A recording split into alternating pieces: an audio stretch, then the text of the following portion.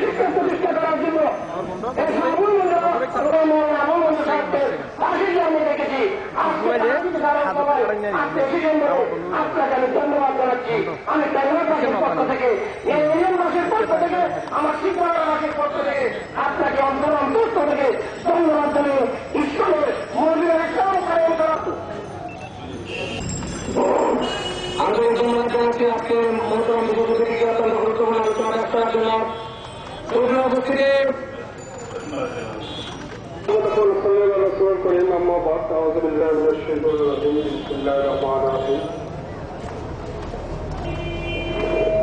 শুরুতেই আল্লাহর কাছে শুকরিয়া আদায় করি।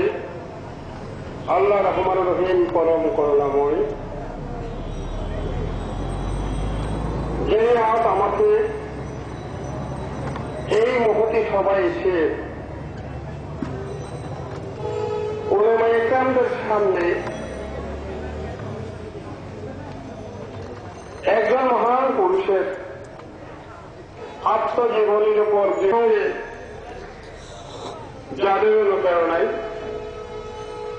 যারা আজকে এই অনুষ্ঠান করেছেন তাদেরকে আন্তরিক ধন্যবাদ জ্ঞাপন করে আমি আরো শ্রদ্ধার সাথে স্মরণ করি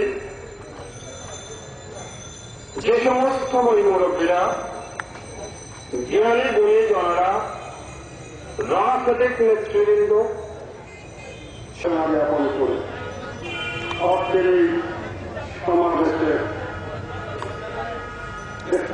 সভাপতি উপস্থিত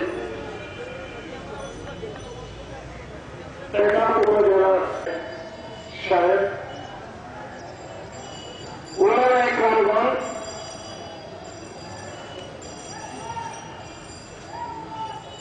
মুরব্বী যুবক ভাইয়েরা, দোকানদার ইসলামকে আরম্ভ করে সমস্ত আমার সম্মানিত ভাইরা, হিন্দু মতো খ্রিস্টান ধর্মের ধর্মাবলম্বী আমার পাশে থাকেন ভাইরা, আসসালামু আলাইকুম রহমতুল্লাহ আদাব নমস্কার।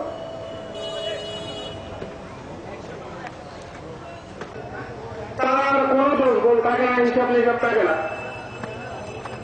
কর্মময় জীবনে আমরা 60 বছর, 70 বছর, 80 বছর, 90 বছর আল্লাহ পাক আল্লাহর উপরে যে রহমান রহিম যাকে যতদিন সময় দিয়েছে,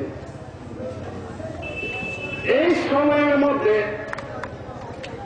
সংক্ষিপ্ত টাইমের মধ্যে আমরা যা কিছু করি, যেমন সকালে ঘুম থেকে উঠে আমরা সকালে নাস্তা আমরা খাই, এ কথাই কেউ অস্বীকার করতে পারবে? বলেন, একটা যদি বিকেলে হলেও সে একবেলা সকালে ঘুম থেকে উঠে ভাত খাওয়ার চেষ্টা করে, ঠিক কিনা বলেন? রাত্রে সকালে খাওয়া রেডি করে। যে মানুষ পৃথিবীতে বেঁচে থেকেছে 70 বছর জীবনের মধ্যে সকালে ঘুম থেকে উঠে খাওয়া যে 100% সত্য কথা।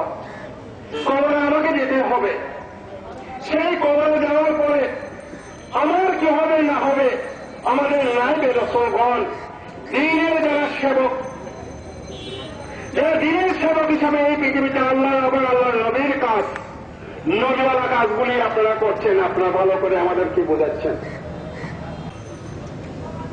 একজন বাংলা শিক্ষিত লোক হিসাবে দিন ইসলামের সেবা করার জন্য দুনিয়ার ইসলামের ওনার সঙ্গে অনেক জায়গায় অনেক কথা আমি বলেছি। উনি শুধু একটি কথাই, তুমি শুধু একটা সুন্নতকে তুমি নিজেদের জীবিত রাখতে পারবে না তোমার জীবনের মধ্যে, তুমি দেখো কটা সুন্নত বলেছেন? একটা। যে কোনো একটা সুন্নত যদি তুমি জীবিত রাখতে পারো, সমস্ত সুন্নত একটার পর তোমার কাছে আসবে বলে আমি মনে করি। আর শ্রদ্ধার সহিত স্মরণ করি কর্মময় জীবনে যিনি ইসলামের জন্য দুনিয়ার ইসলামের দিকে ধাবিত হন নাই, উনি চেয়েছিলেন এই এলাকার গরিব দুঃখী মেহনতি মানুষের সন্তানেরা সুশিক্ষা অর্জন করে সুশিক্ষিত হয়ে দিনের সেবা করুক, তাই ওনার জীবনের কর্মময় জীবনটাই উনি সুখ ভোগ বিলাসের মধ্যে পরিচালিত না করে। তার একটিমাত্র কারণ এই মহান ব্যক্তি যাকে শ্রদ্ধা না করে উপায় নেয়, এর জন্য তাকে সাধুবাদ